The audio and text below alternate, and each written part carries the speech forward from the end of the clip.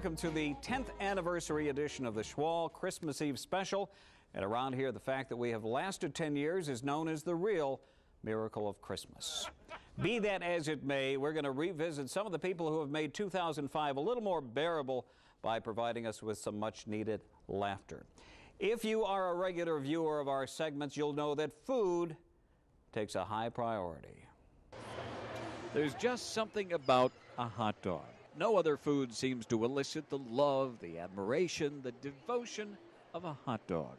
And National Hot Dog Month has people excited. It's National Hot Dog Month.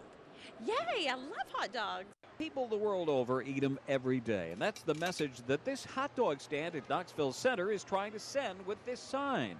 The message is getting through loud and clear. So what does that sign say?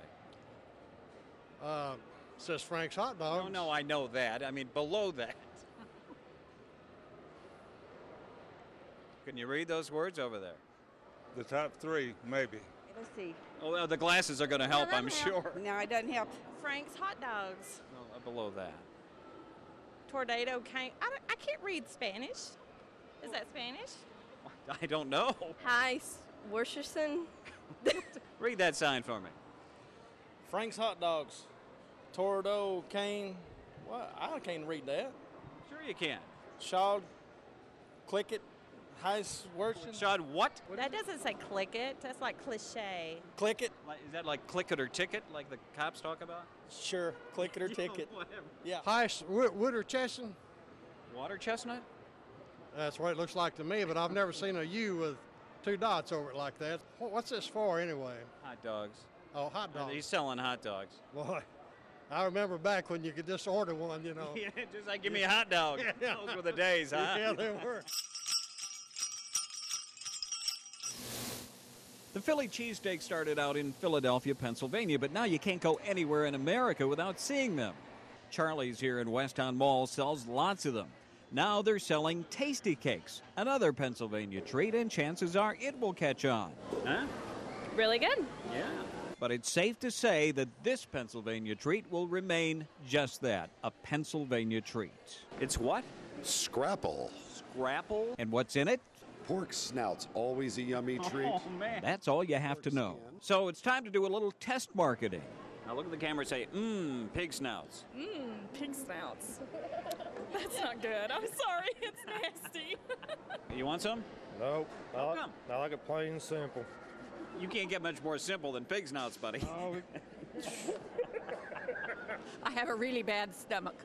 You ought to see it after you eat the scrapple. That's what It'll I'm be worse. Go ahead.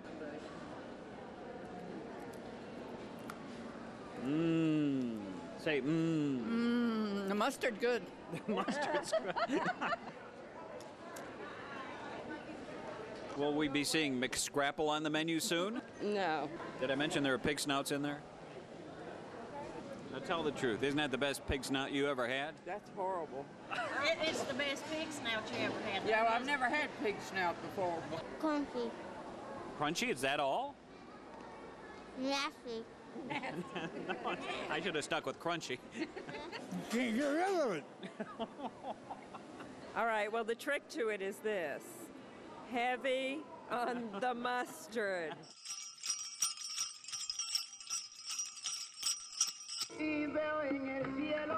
They don't sell Cuban cigars here, but that's about the only disappointment. Cuban food is plentiful, and for someone who's never been to Cuba, there is a lot to learn. The chef in the kitchen, a man it soon became apparent who speaks no English at all, is only too happy to help. Now, what is all this stuff? Fricassé de pollo. Vaca frita. Vaca frita. Frijoles rojo. Frijol, bajo? Frijoles rojo. Rojo. Rojo. Frijoles rojo. Rojo. Rojo. People who are new to the place struggle even with the basics. What are those? Pork chunks. Pork chunks? I don't remember the name. I don't think it's pork chunks.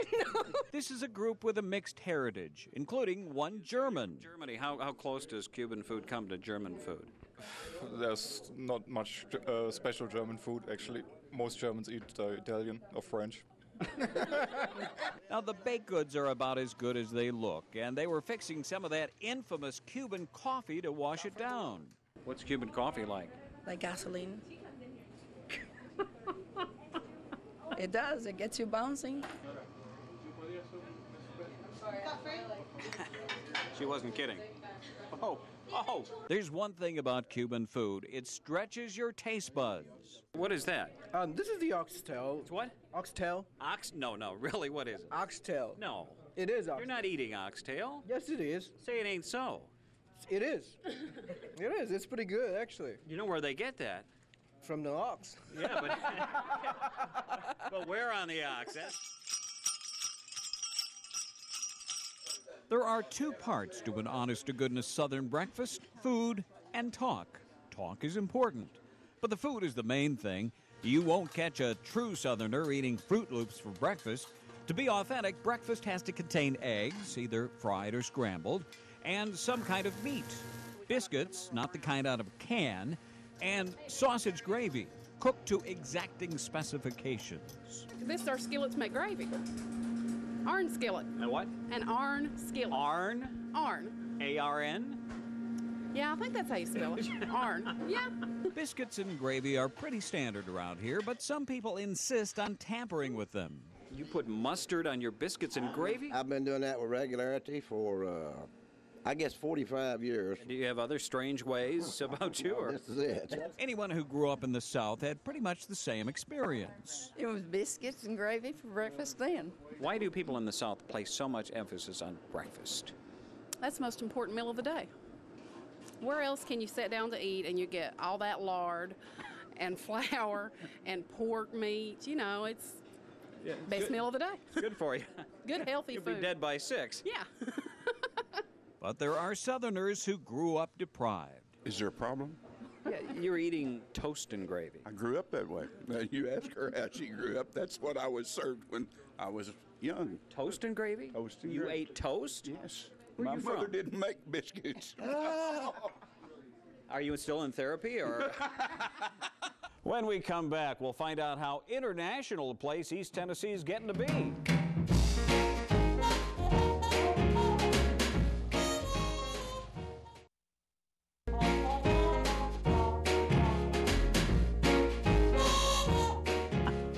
While East Tennessee's heritage is basically Scots-Irish, in recent years the demographics are changing. People are coming from all over the world. Nothing says Columbus Day like a pepperoni pizza. And no one makes a pizza like our old pal, everyone's favorite Italian, Salvatore Baccia, over at Metro Pizza. For Sal, Columbus Day is the biggest day of the year, except for Frank Sinatra's birthday. And that enthusiasm obviously spreads to Sal's customers. What did Columbus do that was so famous? And then what? Tell me everything you know about Christopher Columbus. He discovered America Why? because he was trying to find the Indies. And? He missed. All I know is 1492 he sailed the ocean blue. Why? Freedom? Freedom? Oh, wait, go for it. What's it like working with an Italian like Sal? Very bizarre. Uno, It takes a lot of patience, due, a lot of perseverance. and three. But we can't forget that people like Sal came here to seek a better life. Italia, good work, heavy work. Yeah? You come in United States for have a better future, no worse the future. How long you been making pizzas? Today be 46 years. I make over 2.5 million a pizza. Over. Well, how much longer are you going to be making pizzas? How long I live, I make a pizza. You'll drop over dead making a pizza. I die in the back of the pizza place. What a way to go, though, huh? Well, at least you die happy. The first thing you notice when you enter this store called International Delicacies is that the merchandise is pretty much unpronounceable, especially at the meat counter. It's excellent stuff, but you pretty much have to point out what you want. Not everyone. Most of the customers here are from the old country. They hail from Germany and Poland and Hungary, Bosnia, Romania, and Russia. So you come here a lot, do you? Yes, almost once per week. Oh, how come? Yes, because we like this food and you cannot find this stuff anywhere here. Have you tried the Piggly Wiggly? Only once. Where are you from? Knoxville. Oh. Born and raised? Yes. All right. Well, so what are you doing here? My husband is Romanian. Uh-huh. Yeah. So he sends you here. Yes, I'm forced. It's part of the marriage contract. Now, in addition to sausages, Europeans are known a lot for their baked goods and their cheeses. A lot of them buy their feta cheese in the giant economy size. Then there's the seafood, some of which doesn't look all that good. What is that? We call it tulka. We call it bait. Now, that whole language thing, like this jar of tomatoes and pickles, is called... Помидоры и огурцы очень хорошие для вас. Why don't you just say maters and pickles? Well, I'm trying to learn the Tennessee language too. Okay, I did not know. Repeat after me, maters and pickles. Tomatoes and pickles. See? It's easy. Now you repeat after me. Помидоры и огурцы. We're out of time. Sorry. To the average person, this looks like a massage. Close. In truth, it is Chinese acupressure, done by real Chinese.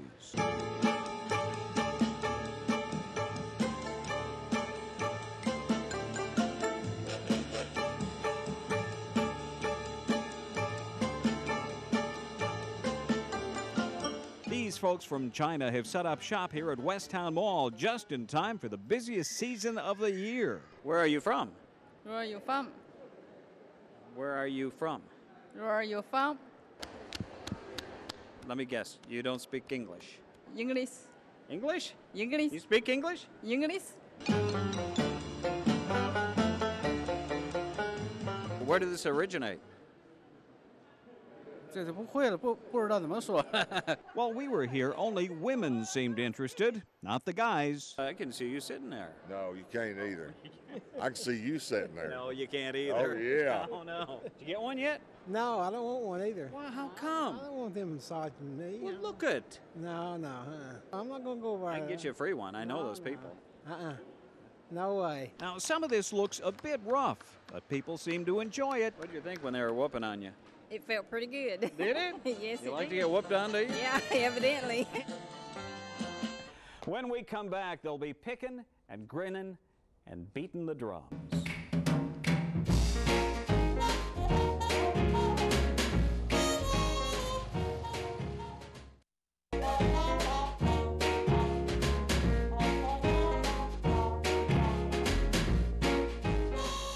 Music plays a big role in our segments, not quite as big as food, but it is a close second.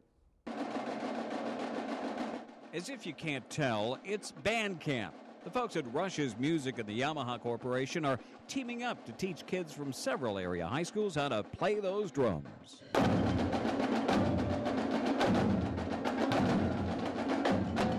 To get the point across, they brought in a guy named Matt Savage. And who better?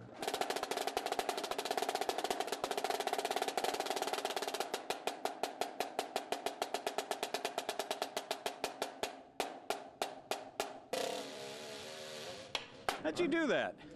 A lot of practice, a lot of driving my mother crazy. There's like a drumming fraternity. Everybody who's a drummer seems to be a little bit kooky, a little crazy. So why'd you take up the drums? Well, I didn't really. I did, but I didn't. I was just kind of looking for something to do, and it had the form said, would you like to go into chorus or band? So I clicked band, and I went from there ever since. So this was well thought out. Yeah, absolutely. So this is called a what? Snare drum. Snare drum? Yes. Yeah, how long you been playing? About 4 years now. Could you play us a little something? I suppose. How about Rocky Top? Apparently not. Well, come on, you can play Rocky Top.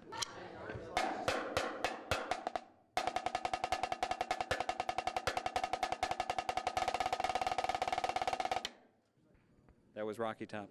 Sure. Got any drummer jokes? How do you know if a stage is level? How? If there's drool coming out of both sides of the drummer's mouth.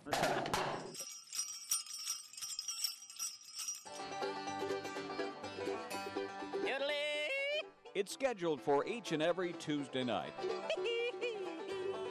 But even before the sun's had a chance to set, small groups of pickers have staked out their positions outside the Bradbury Community Center in Roane County. where the sign brags that they've been pickin' and grinnin' since 1982. Inside, it's more of the same, much more. Room after room.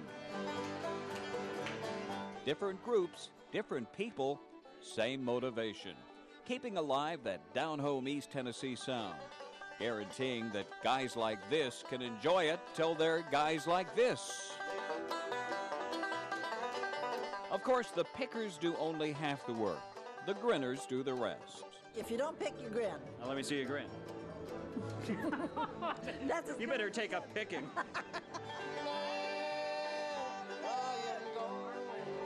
Here at Bradbury, there is certainly no shortage of characters. You see that sign up there, music makes people more beautiful? That's right. Well? Well, I'm pretty. Of course. Yeah. There is something about this music that tends to lift the spirit, to help folks retain their youthfulness, no matter what the calendars may say. Allowing an 87-year-old man to dance like this. You never know that Jesse has heart problems. Is that Heart problem? Stop him! Stop him! When we come back, we'll see a puzzle that isn't really a puzzle, and a squirrel that would be at home on any East Tennessee lake.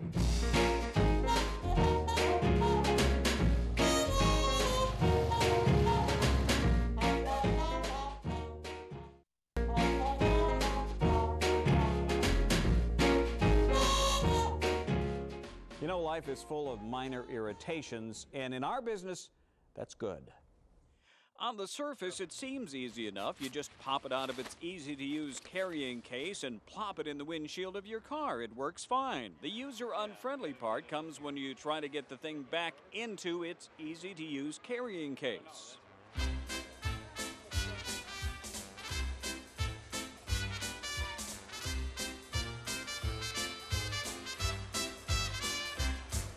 They say two heads are better than one. Not necessarily.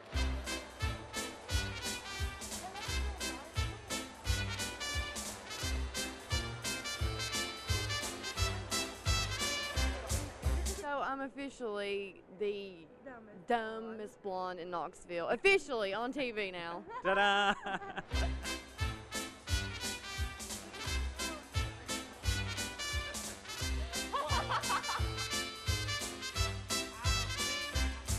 What's the problem? Well, it seems that the thing is bigger than the bag. Really? Yes, it does appear that way.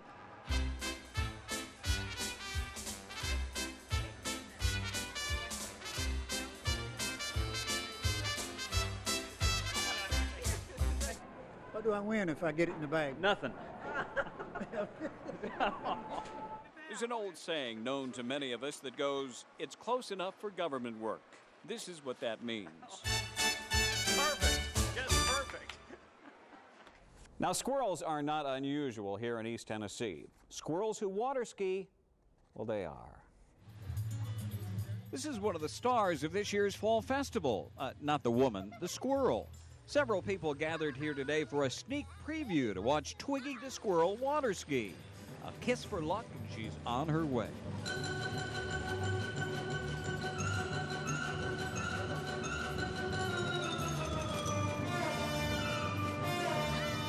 Yep, you've seen her on TV, in the movies, newspapers, and magazines. Now she's appearing live this weekend at the Maryville Festival's Children's Adventureland. Twiggy apparently loves what she does, but every once in a while, now that she's a big star, she's decided a boat ride might be better. And that usually comes just before she jumps ship and tries to make a break for it. Oh, an unusual problem cropped up here this week. Well, the lumberjacks brought their log rolling dog this year, and we found out that the log rolling dog likes to chase squirrels. Chase squirrels. Eat them. Eat them. Oh no! So they had to be moved several hundred yards over from the squirrel. That wouldn't look good in the paper, would it? It would not look good in the paper. Crisis averted, and the show goes on. How does one teach a squirrel to water ski? A lot of patience. kind of like training a husband. You give them lots of love and affection and tell them the same thing over and over. Well, that's our show for another year. We're glad you joined us. From the entire staff of Schwall's World, we wish you a very Merry Christmas.